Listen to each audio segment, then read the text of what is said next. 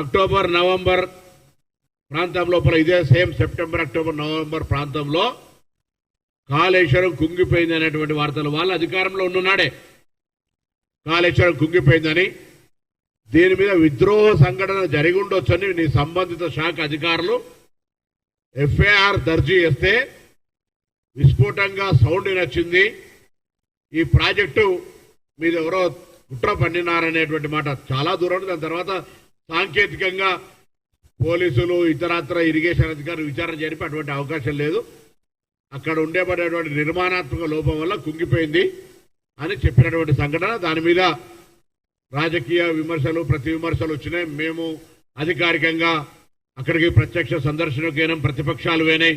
Even మా AICC అధ్యక్షుడు రాహుల్ గాంధీ గారు కూడా అక్కడికి విజిట్ వచ్చినారు.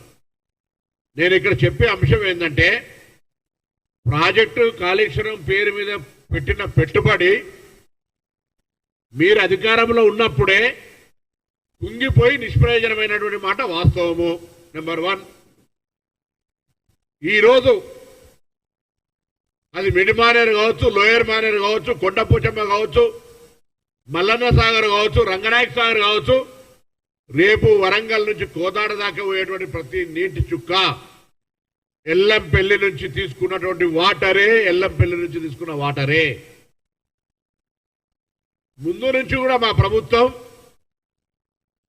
ప్రతి వర్షపు చుక్కను కూడా రైతాంగానికి వినియోగించే విధంగా చర్యలు ముందస్తుగా ఆలోచన చేసినాం కాబట్టి నీళ్ళు ఎట్లెట్లా వస్తూ ఉంటుంటే భగవంతుడు కూడా మాకు పట్ల కరుణించండి. ఎందుకంటే ఒకేసారి 3-4 రోజులు వర్షం వచ్చి విపరీతమైన వర్షం నీళ్లు సముద్రంలో కలిసిపోతే మేము ఇవన్నీ నింపేవాళ్ళం కాదు, వాస్తవంగా మళ్ళీ ఇబ్బంది ఉంటుండే.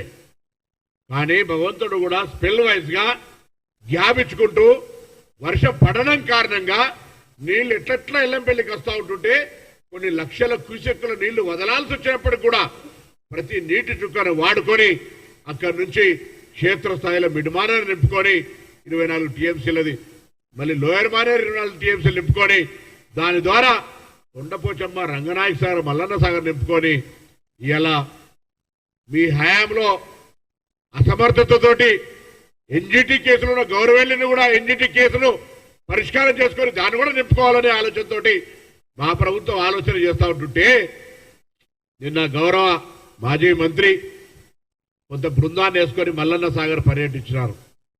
తప్పేంలే, మల్లన్న సాగర్ 2 కుండలాగా నీళ్లు నింపబడ్డది. సందర్శిస్తే కాళేశ్వరం నీళ్లు వాడకపోయినా మేము చెప్పిన అబద్ధాలైనా మేము కట్టిన ప్రాజెక్టు కాళేశ్వరం కుంగినైనా కూడా ఈ రాష్ట్ర ప్రభుత్వం సరి అయిన విధంగా వాటర్ మేనేజ్మెంట్ చేసి ఈ ప్రాజెక్టులను నింపగలిగిందని అప్రిషియేషన్ ప్రశంసిస్తారని అనుకున్నాం. కానీ ఆయన అడిగిన ప్రశ్న ఆయననే జవాబు చెప్పాలి. మళ్ళీ అడుగుతాను ఈ వేదిక ద్వారా, హరీష్ రావు గారు మీరు ఇరిగేషన్ మంత్రిగా కూడా చేసినారు, మల్లన్న సాగర్కి వచ్చిన నీళ్లు కాళేశ్వరం నీళ్ళ, ఎల్లంపల్లి నీళ్ళ, మీరే జవాబు చెప్పమని డిమాండ్ చేస్తా ఉన్నా ఈ వేదిక ద్వారా. ఆ నీళ్లు ఎక్కడికి వచ్చినాయి? మీలాగా అబద్ధాలు చెప్పేటువంటి పరిస్థితిని తీసుకురావడానికి ప్రయత్నం చేస్తలేను. పెద్దపల్లికి వెళ్ళినా, సిద్దిపేటకి వెళ్ళినా, కరీంనగర్కి వెళ్ళినా, కోదాడకి వెళ్ళినా, వరంగల్కి వెళ్ళినా కాళేశ్వరం నీళ్లు మీతోటే మొదటి పాదాలు గడుగుతామని చెప్పినటువంటి విధంగా అబద్ధం చెప్తలేము.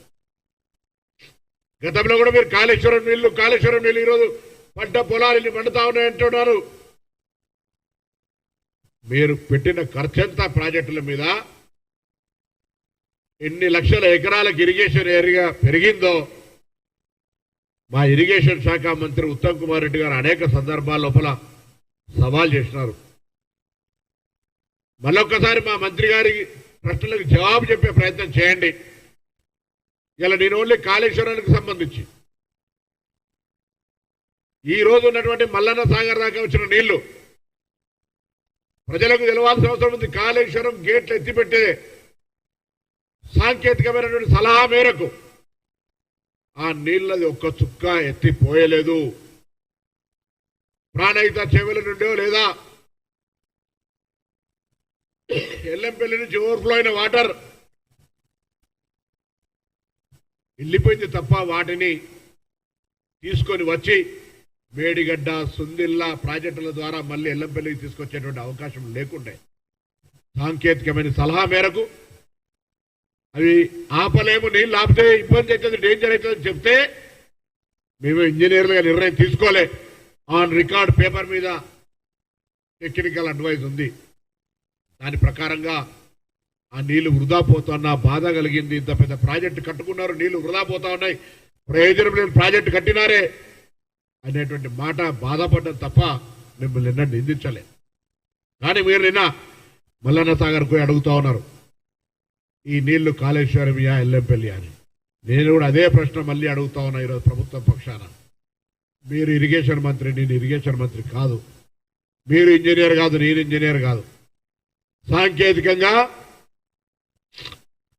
అనుభవజ్ఞులైన రిటైర్ ఇంజనీర్ చెప్పండి, అవి ఎల్లంపల్లి నుండి మనం పంపింగ్ చేసుకున్నటువంటి వాటర్ కాళేశ్వరం ప్రాజెక్టుకి ఏం సంబంధం అని అడుగుతా ఉన్నా. ఇలా మీరు కట్టిన ప్రాజెక్టు నిష్ప్రయోజనమై ఒక చుక్క కూడా వాడుకోలేని పరిస్థితిలో ఉంటే మీ ఫెయిల్యూర్, మీ యొక్క నిర్లక్ష్యం వల్ల, నిర్లిప్తత వల్ల జరిగిన నష్టాన్ని ఏదో మేనేజ్ చేసుకోవడానికి వచ్చి మల్లన్న సాగర్ నిండిన కాడ షో చేస్తా ఉన్నారు.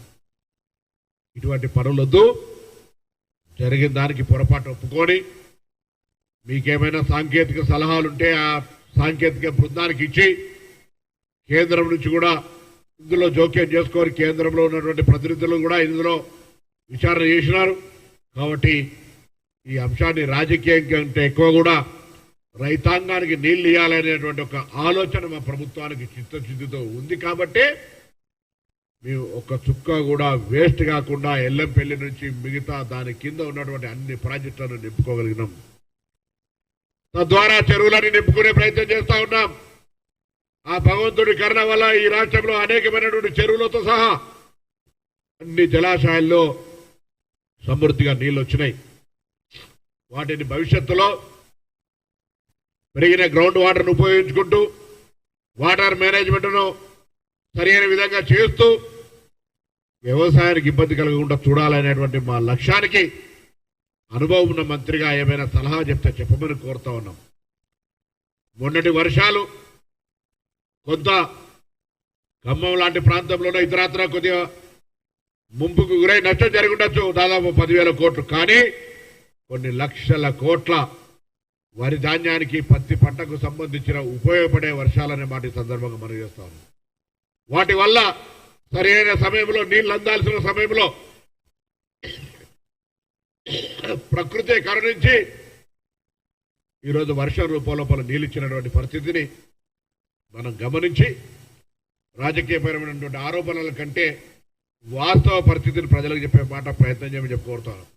నేను ఎందుకు చెప్పిన ముందు ఎల్లంపల్లి ప్రాజెక్టు ఆనాడే పూర్తయింది. పూర్తయి ప్రారంభోత్సవానికి వస్తానా కిరణ్ కుమార్ రెడ్డి గారికి తెలంగాణ వ్యతిరేకిగా ప్రాజెక్టు ప్రారంభానికి వస్తే హెలికాప్టర్ వెళ్తూ ఉన్నటువంటి పార్లమెంట్ సభ్యుడిని కాబట్టి చెప్తాను. ఆనాడు ఆ మాట అన్నాం కాబట్టి ఆ ప్రాజెక్ట్ అప్పటికే పూర్తయిందని నీకు సాక్ష్యంతో సహా చెప్తా ఉన్నటువంటి మాట జ్ఞాపకం చేస్తా ఉన్నా.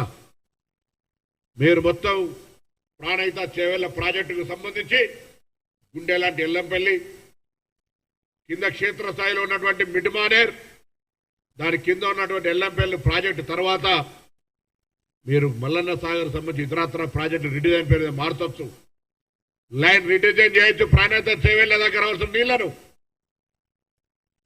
మేము డెఫినెట్లీ ఆ ప్రాజెక్టుకు సంబంధించినటువంటి ప్రాణహిత చేవెళ్ల బేసిక్ పార్ట్లో మీరు ఒక తల కాళేశ్వరం అని మార్చి రిడిజైన్ పేరు మీద 3 ఎత్తిపోతల కార్యక్రమం పెట్టి ఏ తమ్మిడి హట్టి దగ్గర కడితే గ్రావిటీ ద్వారా నీళ్ళు వచ్చే అవకాశం ఉండేనో ఆ అవకాశాన్ని కూడా పక్కకు జరిపి ఇవాళ మీరు అటు ప్రాణహిత నుంచి, ఇటు శ్రీరామ్ సాగర్ నుంచి, అటు గోదావరి నుంచి వచ్చే నీళ్ళన్నింటినీ గ్రావిటీ ద్వారా ఎల్లంపల్లి ద్వారా మిడ్మానేర్, లోయర్ మానేర్, కొండపోచమ్మ, రంగరాయ సాగర్, మల్లన్న సాగర్, కోదాడ దాకా తీసుకుపోయేటువంటి ఒక అవకాశాన్ని మీరు చేజార్చుకున్నారు. మీరు తప్పకుండా అవన్నీ పూర్తి చేసుకొని తమ్మిడిహట్టితో పాటుగా ఈ తెలంగాణ ప్రాంతానికి ఇరిగేషన్గా ఏదైతే ప్రాధాన్యత ఇవ్వాలో పనులు దాదాపు పూర్తయి కొద్ది శాతంలో పెండింగ్ ఉన్నాయో వాటన్నిటికీ మొదటి ఫేజ్గా కార్యక్రమం తీసుకోవడం, అందులో గౌరవెల్లి లాంటి ప్రాజెక్టు కూడా మొన్ననే 430 కోట్లు కేటాయించడం జరిగింది. నిన్న కూడా ఎస్ఎల్బిసి టన్నెల్ చూడడానికి గౌరవ మంత్రుల బృందం వెళ్లారు. అదేవిధంగా మహబూబ్ నగర్ సంబంధించినటువంటి కార్యక్రమం కావచ్చు, నిజామాబాద్ సంబంధించినటువంటి కావచ్చు, ఆదిలాబాద్ సంబంధించినటువంటి ప్రాణిత సేవల ద్వారా జరగాల్సిన లాభం కావచ్చు, అన్ని రకాల ఒక సమగ్రమైనటువంటి వ్యవసాయానికి సంబంధించినటువంటి సాగునీటి విషయంలో ఈ ప్రభుత్వానికి చిత్తశుద్ధి ఉంది అనే మాట చెప్పడం ద్వారా రాజకీయ విమర్శ చేసేటప్పుడు మీరు సంబంధిత శాఖ మంత్రిగా మీకున్న అనుభవం రీత్యా మళ్ళొకసారి ప్రశ్నిస్తా ఉన్నా, మీరు ఇలా చూసిన మల్లన్న సాగర్ వాటరు ఎల్లంపల్లివా కాళేశ్వరం నుంచి ఎత్తిపోసినాయా జవాబు చెప్పాలని ఈ సందర్భంగా డిమాండ్ చేస్తాను. ఎల్లంపల్లిలో కాళేశ్వరంలో అంతర్భాగం వేరు. నేను మళ్ళీ కూడా చెప్తాను, కాళేశ్వరంలో అంతర్భాగం అంటే నేను కట్టిన ఎల్లంపల్లి ద్వారానే కదా నీళ్ళు వచ్చేది. నేనేం వేరే జాదు మంతర్ కాదు కదా, డైరెక్ట్ వారన్న దేవుడికి ఒక రిక్వెస్ట్ చేసి మల్లన్న సాగర్ 2 నెలలు మాత్రమే వర్షం పడమని చెప్పడానికి నేచురల్. నేనేమంటున్నా, నేను కూడా ఇప్పుడేమనలే ఇది కాళేశ్వరంలో అంతర్భాగం కాదనేటువంటి మూర్ఖుని కాదు, కానీ ఇవి కాళేశ్వరం నీళ్లు కాదు అనేంత ధైర్యం కూడా నా దగ్గర ఉంది. చర్చకు కూడా నేను జవాబు చెప్పగలిగేటువంటి శక్తి నా దగ్గర. నేను ఇంజనీర్ కాకపోయినా సోషల్ ఇంజనీరింగ్ లో నేను చదువుకున్నటువంటి రైతు బిడ్డగా నీళ్ళు ఏడు నుంచి వస్తాయి, ఎట్లా వస్తాయి, ఏడుకే జరిగింది ప్రాజెక్టు, ఆ జిల్లా బిడ్డగా జిల్లాలో ఉన్నటువంటి ఇరిగేషన్ ప్రాజెక్టుల యొక్క స్వరూపం మొత్తం నా మెదడులో ఉంది కాబట్టి నేను చెప్పగలుగుతా ఉన్నా. నేను అడుగుతా ఉన్నాను ఇప్పుడు కూడా మళ్ళా, ఎల్లంపల్లి నువ్వు కట్టలే, కట్టినవా? మిడ్మానేర్ నేనే ప్రారంభించాను కదా, దాని తదుపరి కదా నువ్వు దాని మిడ్మానేర్ సంబంధించి ఆగిపోయిన పనులు పూర్తి చేసిన మాత్రాన్ని నువ్వే దాని రూపకల్పన చేసినా ఎట్లా చెప్పుకుంటావు? నేను మళ్ళీ చెప్తాను, ఒక మనిషి రూపంలో ప్రాణహిత చేవెళ్ళ రూపొందిస్తే దాని పేరు ప్రాణహిత చేవెళ్ళ అయితే ఒక తలను మార్చి దాని పేరు కాళేశ్వరం పెట్టినంత మాత్రాన మనిషి రూపంలో ఉన్న ఎల్లంపల్లి మిడ్మానేర్ మిగతా కింది ప్రాజెక్టుల రూపం మారదు. అది మారకపోతే అది ఉపయోగించుకుంటుంటే అది తల వల్ల మాత్రమే జరుగుతుందని చెప్పుకుంటే పొరపాటు అవుతుంది. కాళేశ్వరం ఫెయిల్ అయింది, కాళేశ్వరం నిష్ప్రయోజనమైంది, కాళేశ్వరం చుక్క నీళ్లు కూడా ఎల్లంపల్లికి ఎత్తిపోయబడలేదు. ఎల్లంపల్లి నుంచి ఉన్న నీళ్లు గోదావరి నుంచి వచ్చిన నీళ్లను ఆపుకొని సరి అయిన ప్రాపర్ మేనేజ్మెంట్ ద్వారా ఇవాళ మేము ఇక్కడ మిడ్మానేర్, లోయర్ మానేర్, మల్లన్న సాగర్ దగ్గర నీళ్లు తీసుకొచ్చిన ప్రశంసించే ప్రయత్నం చేయమని చెప్పి సందర్భంగా కోరుతున్నాం.